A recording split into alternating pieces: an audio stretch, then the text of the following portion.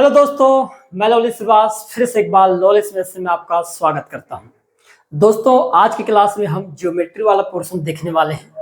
और ज्योमेट्री में जैसा कि हमको पता है कि पिछले एग्जाम के लिए हम बात करें, पिछले एग्जाम में जिस प्रकार से क्वेश्चन पूछे गए थे, है ना, तो उसको हम ध्यान में रखते हुए आज की क्लास में हम ज्योमेट्री से ही क्वेश्चन देखने वाले हैं। और ज्योमेट्री का हम जो पहला पार्ट है समचतुर्भुज, जिसे हम रोम्बस कहते हैं, उसके बारे में आज हम देखने वाले हैं। क्लियर है? तो रोम्बस के जितने भी गुणधर्म हैं, यदि ये हमको अच्छे से पता हो जाए तो यहाँ से आपको चाहे कोई ऐसा भी सवाल मिले, आप उन सवालों को बहुत ही अच्छे तरीके से बना सकते हो। तो हम बात करेंगे, है ना, किसके बारे में? रोम्बस, या इसको हम बोलते हैं समचतुर्भुज के नाम से क्या करते हैं, जानते हैं। आखिर ये रोम्बस क्या होता है, समचतुर्भुज क्या होता है। क्लियर दोस्तों? तो देखिएगा, सबसे पहला जो गुणधर्म होता है, ये पहले आप लोगों को पता होना चाहिए कि आखिर रोम्बस होता क्या है ना। तो आप लोगों को मैं बता दूं कि रोम्बस, और यदि मैं वर्ग की बात करूं तो भुजाओं के आधार पर यदि इनकी पहचान किया जाए तो ये दोनों एक जैसे ही होते हैं। वर्ग के भी सभी भुजा एक समान होता है, उसी प्रकार रोम्बस या समचतुर्भुज के सभी भुजा एक समान होता है। क्लियर है? तो यदि मैं भुजाओं की बात करूं, यहाँ पर लिख देता हूं मैं, एक हो गया हमारे पास समचतुर्भुज,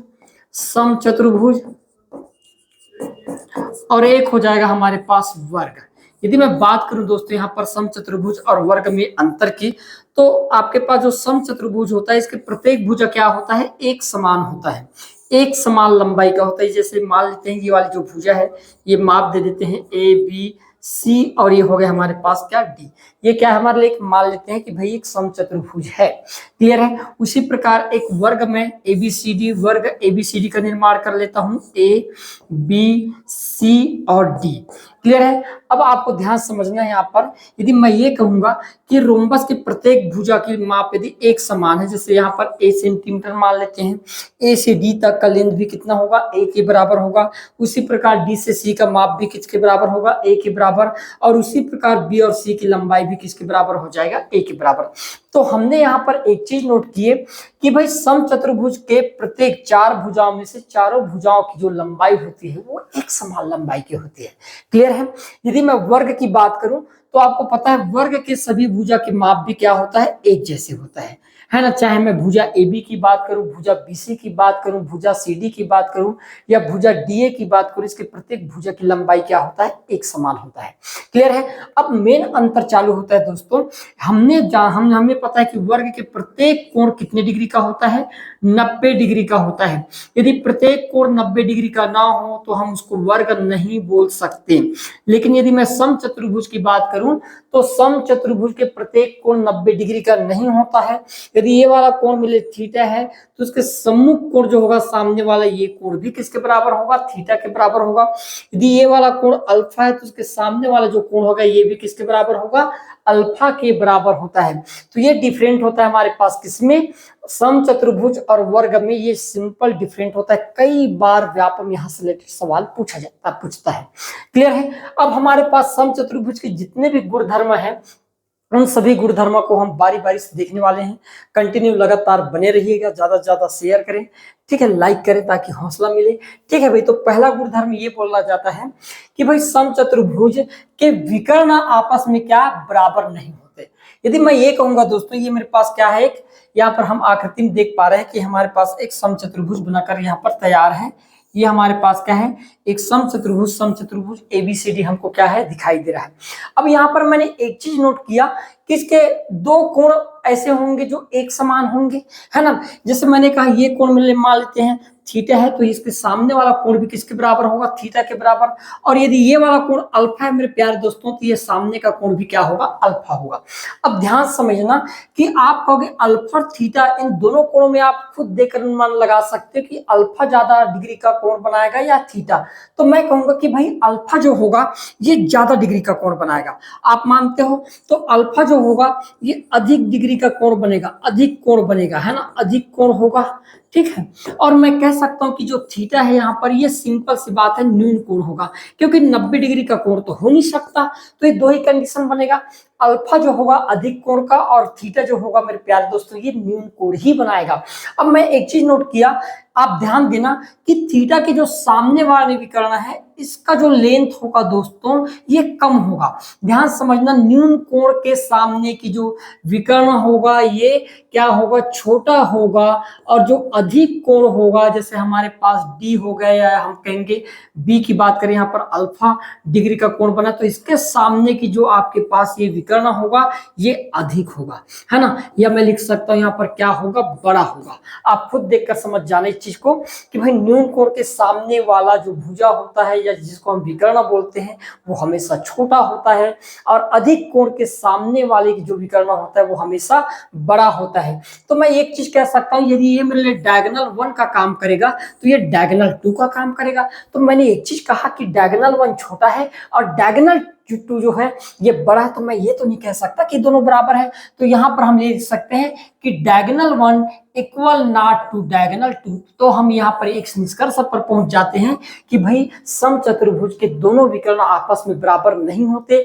लेकिन यदि मैं वर्ग की बात करूं दोस्तों, तो वर्ग के प्रत्येक भुजा बराबर होते हैं और प्रत्येक कोण 90 डिग्री का होता है, और इसी कारण से उसके दोनों विकर्ण आपस में बराबर होते हैं।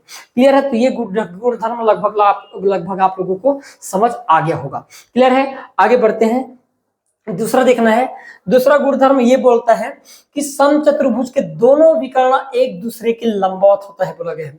यहाँ पर जो विकर्ण डाला जाए, यदि मैं कहूँ ये डायगोनल 1 और डायगोनल 2 की मैं बात करूं, तो यहाँ पर कहने का मतलब ये है कि भाई डायगोनल 1 एक दूसरे के ऊपर क्या है, लंब है ना। एक दूसरे के ऊपर क्या होनी चाहिए, लंब होनी चाहिए, ये बोला गया है। तो मेरे प्यारे दोस्तों, आपको इतना पता होना चाहिए, क्योंकि यहाँ पर हम ध्यान से देखेंगे, देखना यहाँ पर क्या होता है। ये मेरे पास मान लेते हैं भुजा BC, इसके माप a सेंटीमीटर मान लेता हूँ। उसी प्रकार जो AB भुजा होगा, इसका भी माप कितना होगा, a सेंटीमीटर।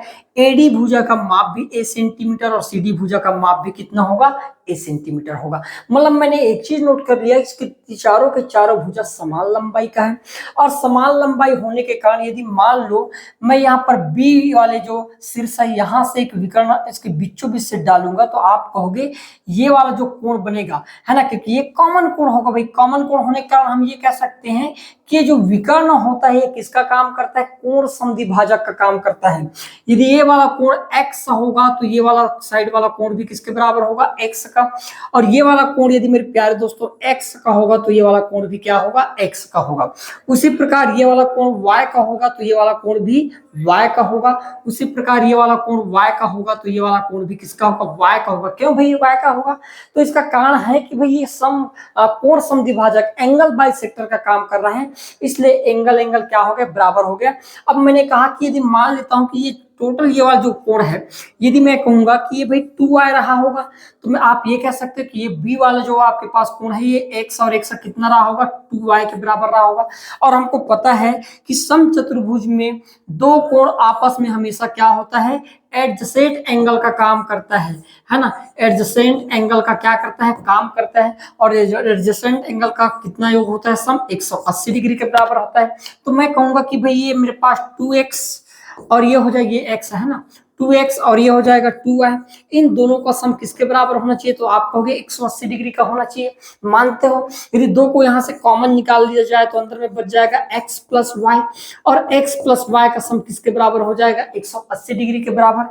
दो से यदि हम काटेंगे तो आप देख पाओगे कि x प्लस वाई का जो सम होगा मेरे प्यारे दोस्तों, ये 90 डिग्री के बराबर होगा। ध्यान समझना। अब मैं समझ गया कि ये वाले x और ये वाले y का योग किसके बराबर हो गया, 90 डिग्री के बराबर हो गया। और हमको पता है कि किसी भी त्रिभुज के तीनों कोणों का योग हमेशा कितना होता है, 180 होता है। यदि x और y दोनों कोणों का योग 90 है, तो शेष जो बचा हुआ कोण होगा ये कितने डिग्री का होगा, 90 डिग्री का। और हमारे पास यहाँ पर बोला गया है कि दोनों डायगोनल एक दूसरे के ऊपर क्या होता है, लंबवत होता है और इस आधार पर हम इसको क्या कर सकते हैं दोस्तों, प्रूव कर सकते हैं। तो ऐसे आपको हर एक छोटे छोटे चीज के बारे में पता होना चाहिए। जितने भी ये छोटे डेटा है ये सब के सब एग्जाम ओरिएंटेड है। क्लियर है, आगे होगा लगभग सबको समझ में, है ना। आगे बढ़ते हैं, देखते हैं नेक्स्ट इसका गुणधर्म क्या है। अब हमारे पास नेक्स्ट गुणधर्म ये बोलता है दोस्तों, ध्यान समझना, कि समचतुर्भुज के विकर्ण कोण समद्विभाजक होता है। किसका काम करता है, कोण समद्विभाजक का काम करता है, ये बोला गया है। मतलब मान लो ये मेरे पास एक चतुर्भुज है, हमारे पास चतुर्भुज ABCD, और इसमें हमारे पास दो विकर्ण है, एक हो गया हमारे पास डायगोनल 1 और एक विकर्ण है दोस्तों हमारे पास डायगोनल 2। तो क्या ये डायगोनल 1 और डायगोनल 2 वाकई में चतुर्भुज के प्रत्येक कोण को दो बराबर भागों में विभाजित करता है कि नहीं करता, इसके बारे में आज हम क्या करेंगे, जानेंगे। तो आपको पता है कि समचतुर्भुज के प्रत्येक जो भुजा होता है उसकी लंबाई समान माप की है। यदि मान लेता हूं कि ये A सेंटीमीटर का होगा तो A से B का माप भी कितना होगा मेरे प्यारे दोस्तों, A सेंटीमीटर का। A से D का माप भी कितना होगा, A सेंटीमीटर का। उसी प्रकार C से D का माप भी कितना हो जाएगा, A सेंटीमीटर का हो गए। क्लियर है। अब हम देखेंगे कि मान लेते हैं भाई यहाँ पर ये वाली भुजा जितने माप का है ये वाला भी उतने ही माप का होगा कि नहीं होगा भाई, होगा। अब मैंने कहा कि मान लो यहाँ पर हमने ये भी देखे इससे पहले कि भाई यहाँ पर बना हुआ कोण कितने डिग्री का है, 90 डिग्री का बना था। मतलब ये क्या है, बिल्कुल है ना, लंबवत है। और ये आप देख पा रहे हैं, यदि मैं इतने ही ट्रायंगल की बात करूं, वैसे तो इसको सिद्ध करने के कई सारे तरीके हो सकते हैं, लेकिन अभी मैं केवल एकदम सिंपल अप्रोच लगा रहा हूं। यदि मैं ये कहूं कि ये भी भुजा दोनों ये है ना, भुजा AB और भुजा BC आपस में कैसे हो गए, बराबर हो गए, और ये दोनों भुजा आपस में बराबर है, तो मैं कह सकता हूं कि ये जो सीधा लंब जो जाएगा ये क्या करेगा, इस एंगल को दो इक्वल में क्या कर देगा, इक्वली बांटने का काम करेगा। ये वाले मान लेते हैं X होगा तो ये वाली भुजा भी क्या हो जाएगा, X का काम करने लगेगा। तो इस आधार पर हम कह सकते हैं कि एक समचतुर्भुज के दोनों विकर्ण, यदि मैं बात करूं डायगोनल 1 और डायगोनल 2 किसका काम करता है हमेशा, तो आपको याद रखना है दोस्तों, एंगल बाइसेक्टर का काम करता है। किसका काम करेगा, एंगल बाइसेक्टर का काम करता है। ये आपको पता होना चाहिए, ये एग्जाम की दृष्टि से बहुत ही मोस्ट इंपॉर्टेंट डेटा है। क्लियर है, आगे बढ़ते हैं, ध्यान देना, ये आप लोगों के लिए विशेष सूचना। हाँ, हालांकि कुछ दिन से वीडियो नहीं आ रहा था, है ना, किसी कारणवश, लेकिन अब कंटिन्यू वीडियो चलेगा, है ना। जब तक एग्जाम ना हो जाए तब तक हम कंटिन्यू हर दिन आपको एक दो वीडियो देखने को मिलेगा। बिल्कुल इसके लिए निश्चिंत रहें, हर दिन आपको नए सवाल, नए पैटर्न के सवाल, और जो सिलेबस है उस सिलेबस को ध्यान में रखते हुए मैं एग्जाम तक संपूर्ण जो कोर्स है उसको कंप्लीट करा ही दूंगा।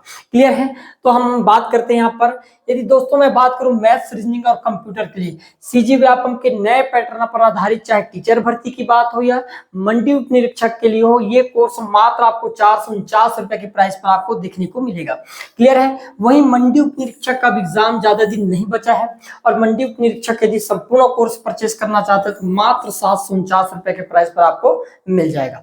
क्लियर है भाई, आगे बढ़े, आगे बढ़ते हैं। कुछ नेक्स्ट है ना, मोस्ट इंपोर्टेंट गुणधर्म ये है कि चौथा गुणधर्म ये है हमारे पास कि समचतुर्भुज के दोनों विकर्ण एक दूसरे को इक्वली बाइसेक्ट करता है, बोला गया है।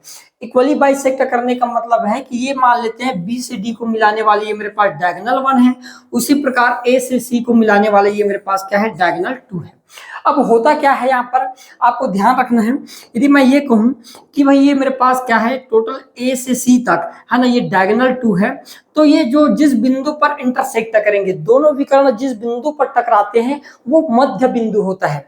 मध्य बिंदु कहने का मतलब है कि मेरे पास विकर्ण है ना, कौन कौन से विकर्ण है, एक विकर्ण BD हो या विकर्ण एक है मेरे पास AC, इन दोनों विकर्णों का क्या होता है, मिड पॉइंट होता है, और किस बिंदु पर इंटरसेक्ट करेगा, M वाले बिंदु पर इंटरसेक्ट करेगा। मतलब मैं कह सकता हूं जितना लेंथ आपके पास B से M का है उतना ही लेंथ किसका होगा मेरे प्यारे दोस्तों, M से D का होगा, और जितना लेंथ मेरे पास A से M का है उतना ही लेंथ मेरे पास M से C का होगा। मतलब मैं कह सकता हूं कि जो समचतुर्भुज के जो दोनों विकर्ण होते हैं वो एक दूसरे को इक्वली क्या करता है, बाइसेक्ट करता है, दो बराबर भागों में क्या करता है, बांटने का काम करता है। यदि मान लो A से C तक का टोटल लंबाई 16 होगा तो ये वाला 8 सेंटीमीटर हो जाएगा, और ये वाला भी कितना हो जाएगा, 8 सेंटीमीटर।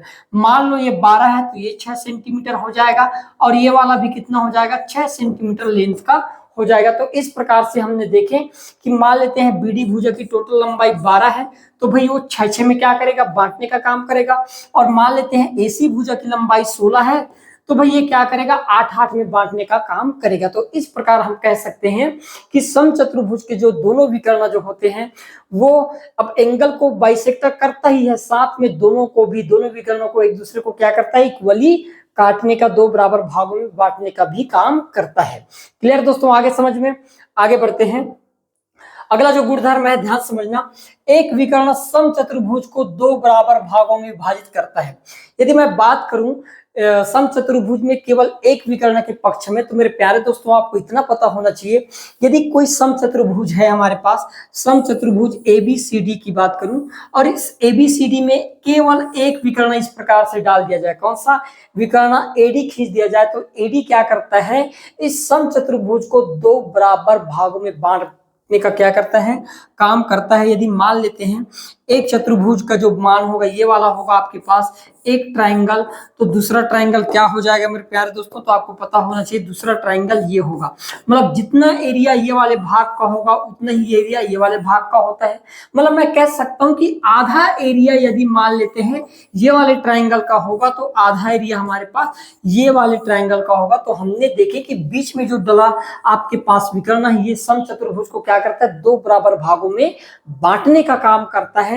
इसी को यहाँ पर लिखा गया है कि एक विकर्ण जो होता है, यदि केवल एक विकर्ण की बात करूं, तो ये एक विकर्ण समचतुर्भुज को 2 बराबर भागों में क्या कर देगा, बांटने का काम करेगा।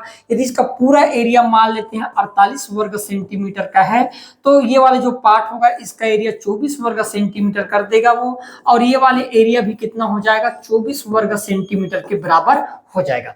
तो इस आधार पर क्या करेगा ये, है ना, जो डायगोनल है, विकर्ण है, ये समचतुर्भुज को 2 बराबर भागों में बांटने का काम करता है। आगे भी सबको समझ में, आगे बढ़ते हैं, देखते हैं नेक्स्ट डेटा। नेक्स्ट डेटा ये बोला जा रहा है यहाँ पर कि भाई दोनों विकर्ण समचतुर्भुज को 4 बराबर भागों में विभाजित करने का काम करता है। अभी हमने पिछले में गुणधर्म में ये देखे हैं कि समचतुर्भुज में मान लो एक विकर्ण डाल दिया जाए, तो वो समचतुर्भुज को 2 बराबर भागों में क्या करता है, इक्वली बाइसेक्ट करने का काम करता है।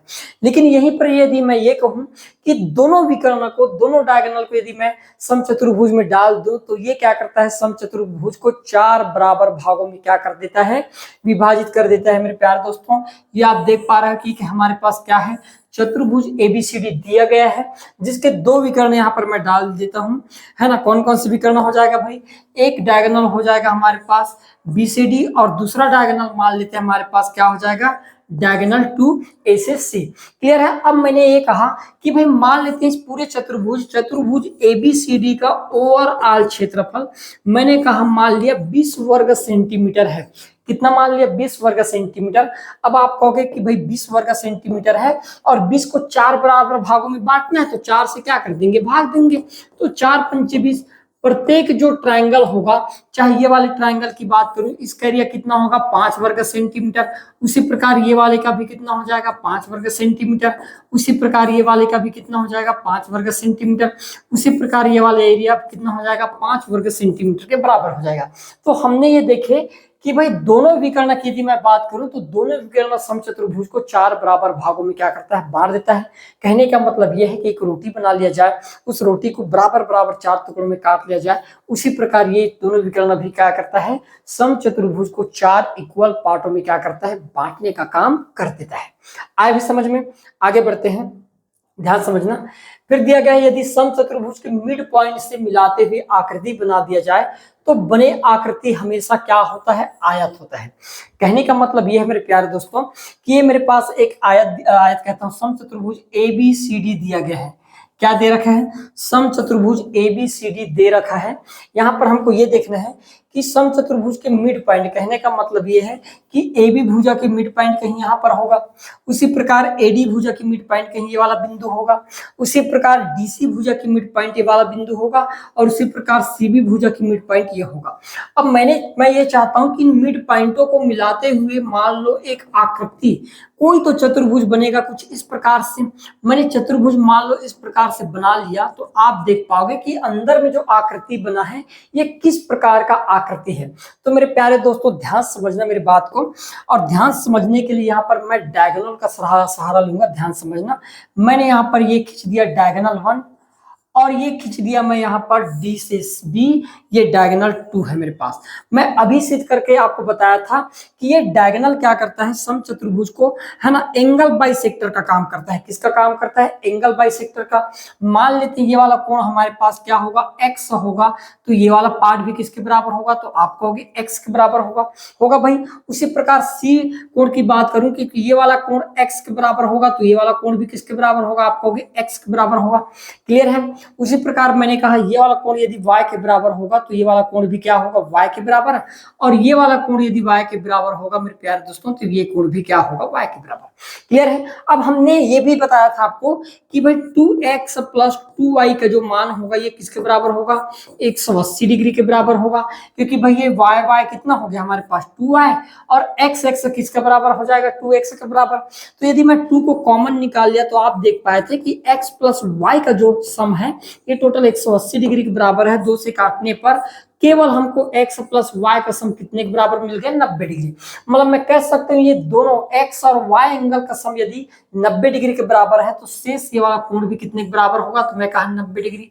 और ये 90 डिग्री है मेरे प्यारे दोस्तों, तो ये भी 90 डिग्री होगा, और ये भी 90 डिग्री का हो जाएगा, और ये वाला कोण भी 90 डिग्री का होगा। अब ध्यान समझना, यदि अंदर में सभी कोण 90 डिग्री का है तो मैं कहूंगा ये 90 डिग्री, तो इसके सम्मुख कोण भी कितना होगा, 90 डिग्री, और ये 90 है तो ये भी 90 है ना भाई। तो हम कहेंगे ये 90 तो ये 90 डिग्री का कोण बन जाएगा, और ये भी 90 डिग्री का कोण बना लेगा, और यहाँ पर बना हुआ कोण भी किसके बराबर होगा, 90 डिग्री का हो जाएगा। मतलब अब एक रिजल्ट पर तो मैं पहुंच गया कि अब अंदर में बना हुआ जो आकृति होगा या तो वर्ग होगा या तो 100% आयत ही होगा। अब ध्यान समझना, आप खुद देख कर बता सकते हो, मैं बताया था बड़े वाले कोण के सामने वाले की जो विकर्ण होता है, या मैं विकर्ण की बात करूं या मैं बात कर सकता हूं दोस्तों यहाँ पर उसके करीबी कोई मान लो भुजा खींच दिया जाए, तो बड़े कोण के सामने वाले भुजा या विकर्ण वो हमेशा क्या होगा, बड़ा होगा, तो इसका लेंथ ज्यादा होगा। छोटे कोण के सामने की जो भुजा का लंबाई क्या होगा, कम होगा, मतलब छोटा होगा। मतलब मैं कह सकता हूं कि लंबाई की और चौड़ाई की बात करें तो दोनों अलग अलग है। मतलब अंदर में बना हुआ जो आकृति जो होगा दोस्तों ये हमेशा क्या होगा, आयत होगा।